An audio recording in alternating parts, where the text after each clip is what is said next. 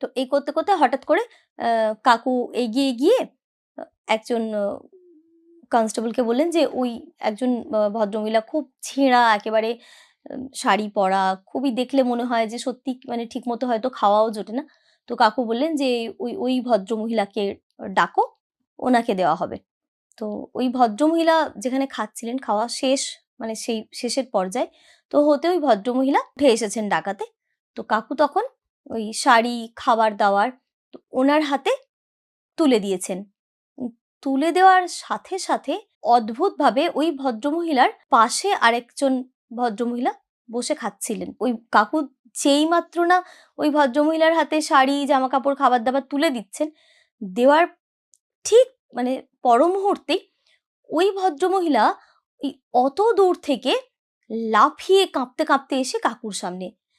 সত্যি কথা বলতে কি, আমার ঘটনাটা মনে থাকার এটাই একটা কারণ যে অতখানি ডিসট্যান্স একটা মানুষ, একটা নরমাল সাধারণ একদম গরিব বাড়ির একটা সাধারণ বউ যে লাফাতে পারে, মানে নিজের চোখে না দেখলে বিশ্বাস করা যায় না। মানে যে কারণে ঘটনাটি আমার কাছে এতটাই অদ্ভুত। মানে অতটা মানে লাফালো কি করে? সবাই তখন অবাক হয়ে তাকিয়ে আছে। মানে এতখানি কি করে একটা মহিলা শাড়ি পরা, এভাবে এতটা ডিসট্যান্স এক লাফে সে কি করে গেল? ও লাফিয়ে কাকুর সামনে আসে কাঁপতে, কাঁপতে। বলে যে কাকুকে অনেক আশীর্বাদ করে।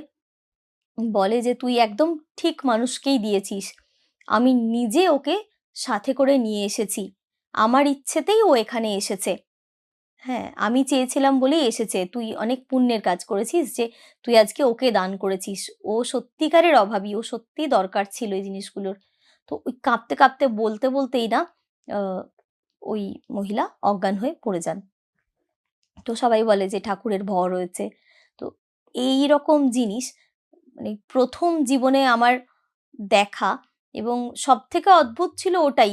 মানে ও যত দূর থেকে একটা লাফে অতখানি এসে দাঁড়িয়েছিল, মানে আমি কাকুর পাশে দাঁড়িয়েছিলাম, আমি আর আইভি দি।